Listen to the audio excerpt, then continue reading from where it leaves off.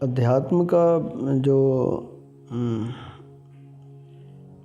समझ है वो हमारे ऐसा करें कि आज्ञा चक्र से हमारी यात्रा शुरू होती है। उससे पहले जितने भी हमारे नीचे के चक्र हैं वो सांसारिक चक्र कह लें उसको, मूलाधार से लेकर विशुद्धि चक्र तक।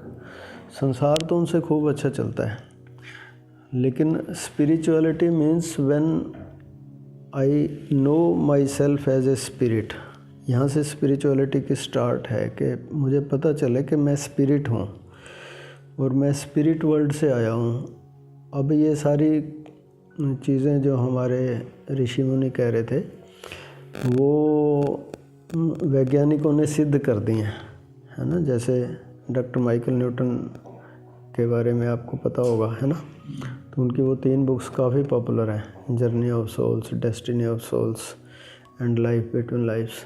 उन्होंने लगभग 30,000 लोगों पे वो सिद्ध करके दिखा दिया है, प्रयोग हैं, वो सारी रिकॉर्डिंग्स हैं, जिसको हम ब्रह्मलोक कहते थे। अब उनको तो पता नहीं इन चीज़ों का, लेकिन उन्होंने उसके नाम उसको कहते हैं द वर्ल्ड ऑफ क्रिएशन। और वहाँ का वो कहते हैं एक गवर्नर है, the governor of world of creation. हम उसको ब्रह्मा जी कह रहे थे, है ना, जहाँ पे आत्माएं और ये सब डिज़ाइन और निर्वाण। भगवान महावीर ने भी एक शब्द यूज़ किया है, निगोध। उन्होंने अपनी पास्ट लाइफ में जो सबसे पहली लाइफ थी वहाँ जाके वो देख पाए, 272 जन्मों का उनको ज्ञान हुआ। तो जो वेरी फर्स्ट लाइफ जहाँ उनकी आत्मा बने उस जगह को उन्होंने, क्योंकि सारी मेमोरीज हमारे उसमें हैं सबकॉन्शियस में, तो उसको देख पाए। उसका नाम उन्होंने रखा निगोध, कि कैसे वो आत्मा बनी। फिर जैसे जो प्री मैच्योर बेबीज़ या बेबीज़ होते हैं उनको हम इंक्यूबेटर्स में रखते हैं, ऐसे ही वहाँ निगोद में आत्मा को प्रिजर्व करते हैं, देवबाज करते हैं। फिर उसको उसका जन्म जिस शरीर के वो काबिल है, तो फिर उसमें धीरे धीरे मन और डेवलप होता है, संस्कार आने शुरू होते हैं और वहाँ से उसकी डेवलपमेंट होती है। एक बार ब्रह्मलोक से आ गए, फिर वो कहते हैं कि अब स्पिरिट वर्ल्ड में ये आत्मा जाएगी मृत्यु के बाद, है ना। उसको उन्होंने कहा था स्पिरिट वर्ल्ड, और उसके गवर्नर कहा गवर्नर ऑफ स्पिरिट वर्ल्ड। उसको हम शिव जी कह रहे हैं, कब से कह रहे हैं, है ना।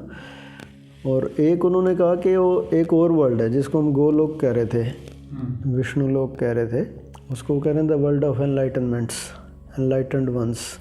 उसके भी वो कहते हैं गवर्नर है, एक गवर्निंग शक्ति है वो। ये सारी शक्तियाँ in the form of orbs हैं, स्पिरिट्स हैं, है ना।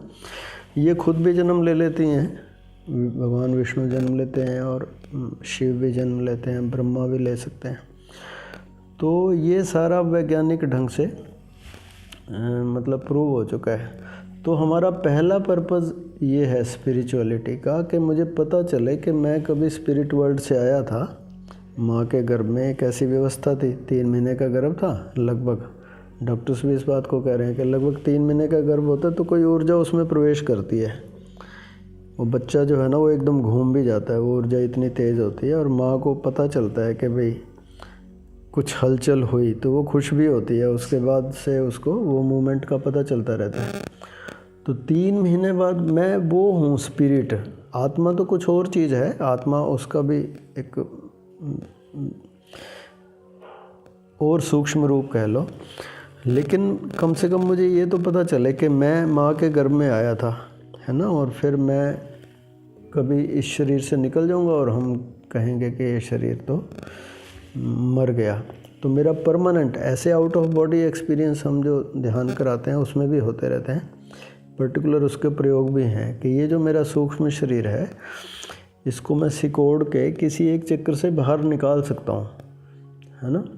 तो नॉर्मली तो हमारी जो मृत्यु होती है वो जो 9 द्वार की बात की, 2, 2, 4, 2, 6, 7 और एक मलमूत्र के द्वार, 9 द्वार, इनसे निकल जाती है। और हमारे कहते भी हैं कि कभी आँख फटी रह जाती है और कभी मुंह खुला रह जाता है, या लोगों के लैट्रिन पेशाब निकल जाते हैं। भाई किस द्वार से निकला है वहाँ से उसका एक्सक्रीटा हो जाता है वो। लेकिन दशम द्वार हमारा जागृत हो और वहाँ हमारी अब मरते समय जहाँ ऊर्जा थी हमारी, जो हमने सारी उम्र किया वहीं पे ही टिका रहेगा हमारा मन, है ना।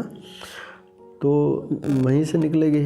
अगर हमारी ऊर्जा कम से कम आज्ञा चक्र पे आनी शुरू हो तो यहाँ से निकलें हमारे प्राण, या कि और भी ऊपर जा सके तो यहाँ से निकलें, यहाँ से निकलें। हमारे यहाँ कपाल क्रिया करते हैं वो, और वो मरने के बाद करते हैं कपाल क्रिया, लाठी मार रहे हैं उसको, पर उसको वो तो निकल गया पहले, अब उसका कोई, लेकिन हाँ प्रतीक रूप में अच्छा है कि यहाँ से निकलते तो उसका मुक्ति हो जाती, या कि अच्छी योनियों में जाता या गोलोक में जाता, फिर अपनी मर्ज़ी से आता यहाँ पे जब भी स्पिरिट आना चाहे।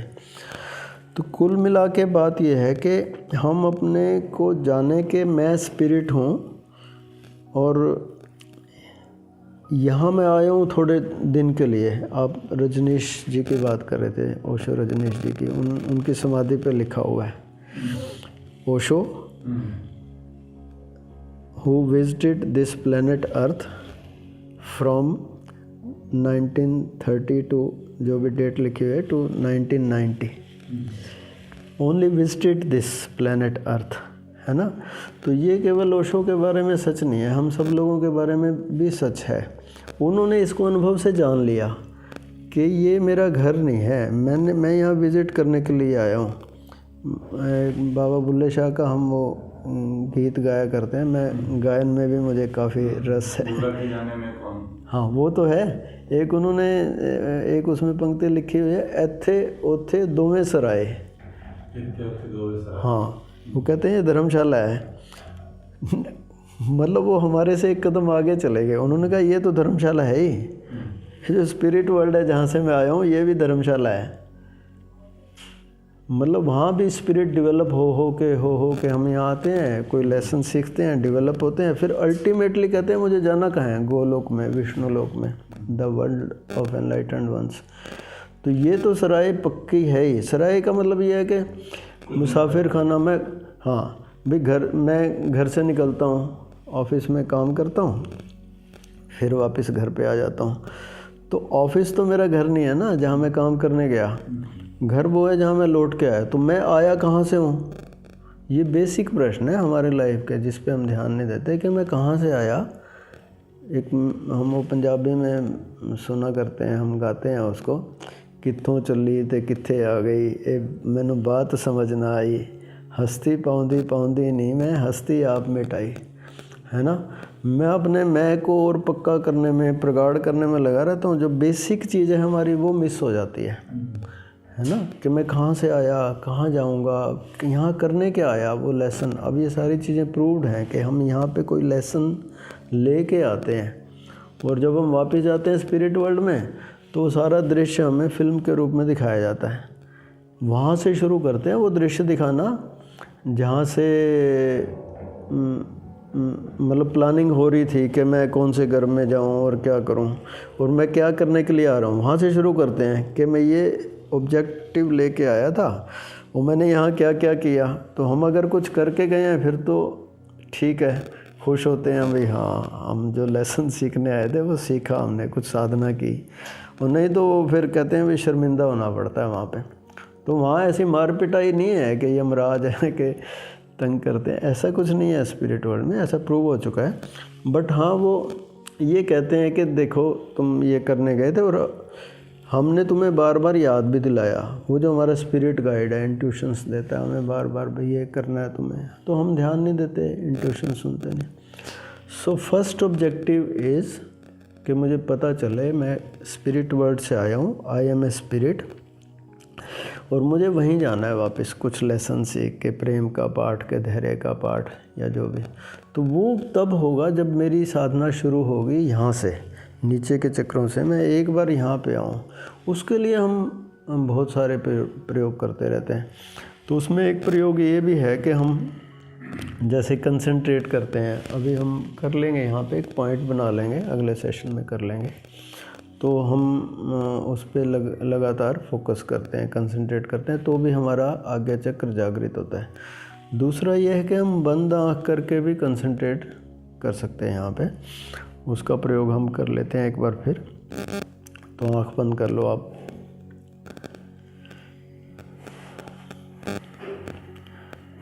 आप चाहो तो लेट जाओ, चाहो तो बैठ के कर लो, जैसे आपको ठीक लगे। लाइट ऑफ नहीं कर पाएंगे इसके कारण से, तो आप आँख की पट्टी लगा लो। आप ये आँख की पट्टी, हाँ आँख की पट्टी ले सकते हैं। आँख की पट्टी से आँख बंद करके, तो सबसे पहले हमें आज्ञा चक्र यानी 6th बॉडी पे आने के लिए हमें जो नीचे वाले शरीर हैं हमारे, वो भी हमारे ही हैं, उनसे पार जाना होता है। तो सबसे पहले स्थूल शरीर पे ध्यान देंगे कि स्थूल शरीर हमारा जो है, नंबर 1 कंफर्टेबल हो, नंबर 2 स्टेबल हो। अपना आसन ऐसा बना लें कि थोड़ी देर उसमें आराम से बैठ सकें, चाहे टांगें सुखासन में बैठ जाएं, चाहे टांग फैला के, या कुर्सी की टेक लग के, या लेट के तकिया लेके, जिसमें आराम फील हो, कहीं कुछ शरीर पे टाइट ना हो। Because we are to transcend our physical body. तो अगर कुछ टाइट हो तो हमें थोड़ा शरीर से निकलने में दिक्कत होती है, कहीं दर्द हो रहा है, कहीं कुछ ऐसा लग रहा है। इसलिए योग में, साधना में, ध्यान में हम खुले कपड़े पहनते हैं। तो शरीर कंफर्टेबल है हमारा और स्टेबल है। स्टेबल के लिए हम, कंफर्टेबल होगा तभी स्टेबल होगा, या फिर हम शवासन में भी लेट जाते हैं। शवासन यानी just like a dead body, like a statue.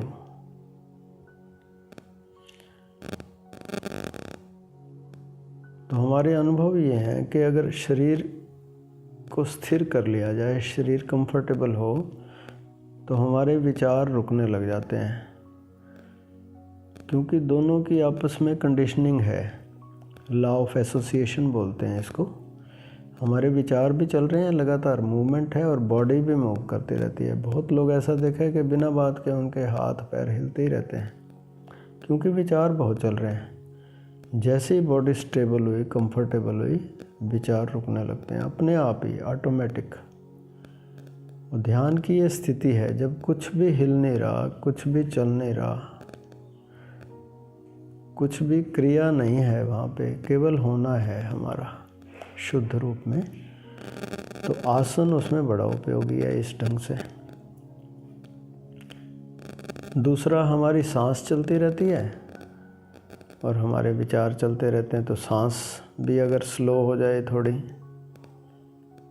उसके लिए भी हमें कुछ करना नहीं है, केवल सांस पे ध्यान देना है। Just beware of your breathing.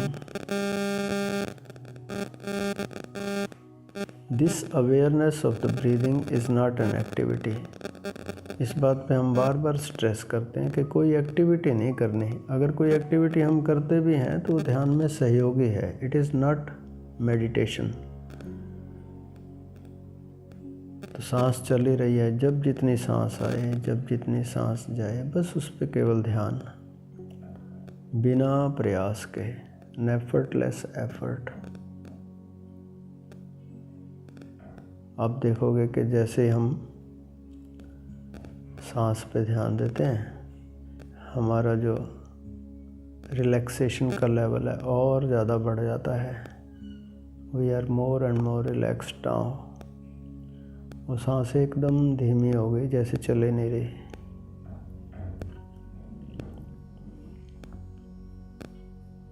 ये इतनी छोटी सी क्रिया और इतनी इफ़ेक्टिव है, इतनी मैजिकल है कि हमारा मन जो इतनी तेज़ गति से चलता रहता है हमेशा, एकदम उस पर ब्रेक लगती है।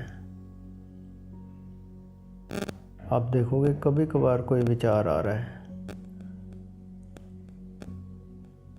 विचार आए तो लड़ना नहीं है, उसको अपने आप रुकने की कोशिश नहीं करनी। आया विचार चला जाएगा, जैसे सड़क पे ट्रैफिक चलता रहता है, व्हीकल आई चली गई, ऐसे विचार आया चला जाएगा, हमें रुकने की कोशिश नहीं करनी। कोई भावना उठी है चली जाएगी।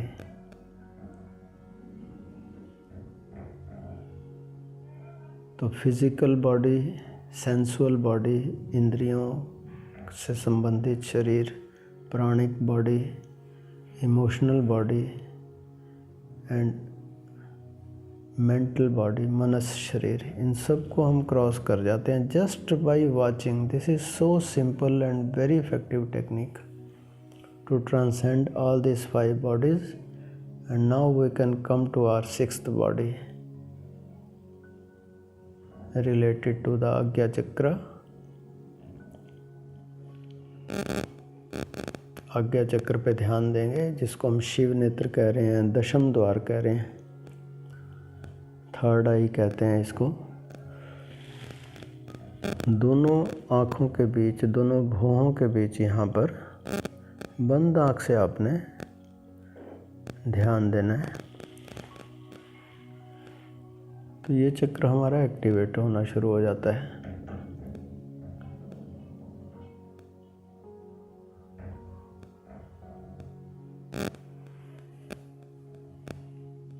इसको एक्टिवेट करना बहुत ही आसान है। इसको केवल ध्यान की ज़रूरत है। जैसे हमने नीचे के शरीरों पे ध्यान दिया, ऐसे ही यहाँ पे ध्यान देंगे।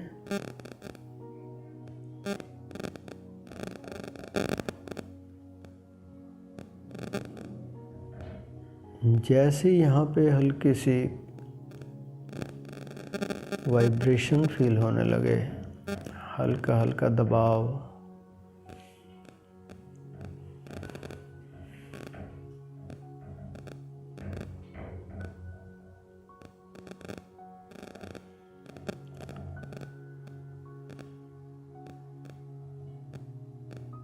वैसे ही आप देखेंगे कि बंद आँख से आपको ब्लैंकनेस की फीलिंग हो रही है, नथिंगनेस, शून्य, वॉइड, कुछ अंधेरा जैसा फील हो रहा है।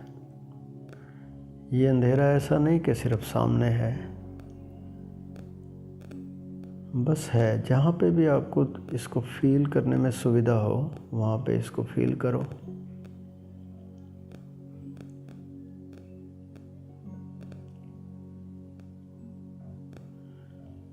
आकार से जुड़ते हैं तो विचार आता है, जब इस ब्लैंकनेस से जुड़ते हैं तो कोई विचार नहीं आता।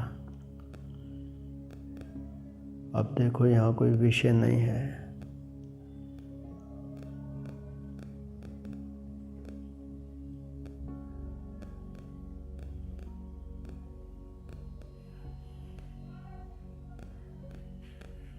when we are connected with this blankness, we are in a state of no mind. This state of no mind, when once in a while a thought can come, otherwise it is pure blankness, no thought whatsoever. ये स्थिति ध्यान की है। In medical terms we call it delta state of our brain. हमारा मन जो लगातार चलता है वो शांत हो गया।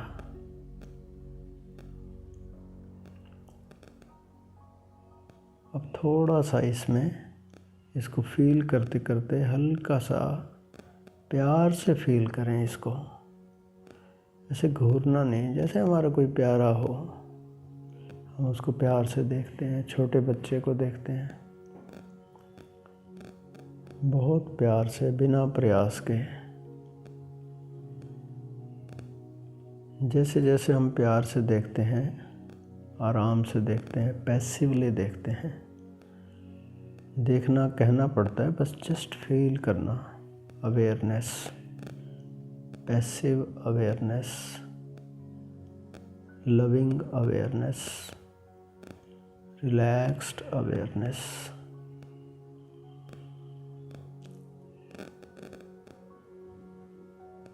तो इस ब्लैंकनेस की गहराई बढ़ने लगती है, लंबाई चौड़ाई बढ़ने लगती है, असीम होने लगता है।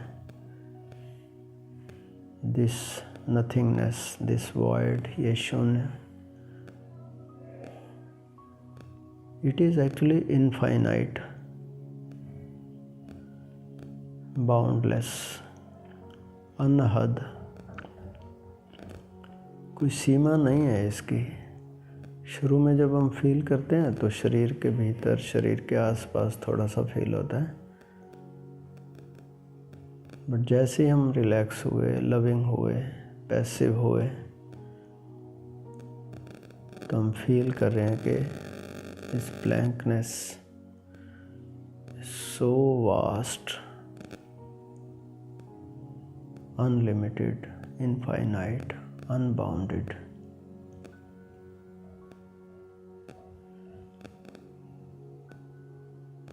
And in this position we can be identified with it. हमें धीरे धीरे ग्लिम्पसेस आने शुरू होते हैं कि this is me,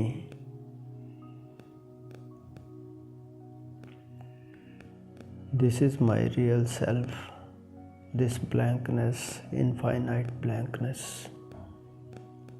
I am not limited in the body, I am so vast. This is my real self. I am inside my body also. I am outside it also.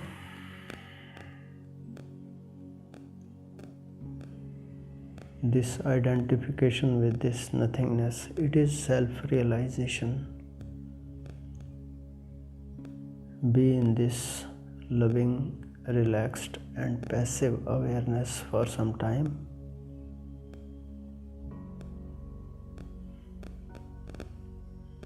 Om, Om, Om.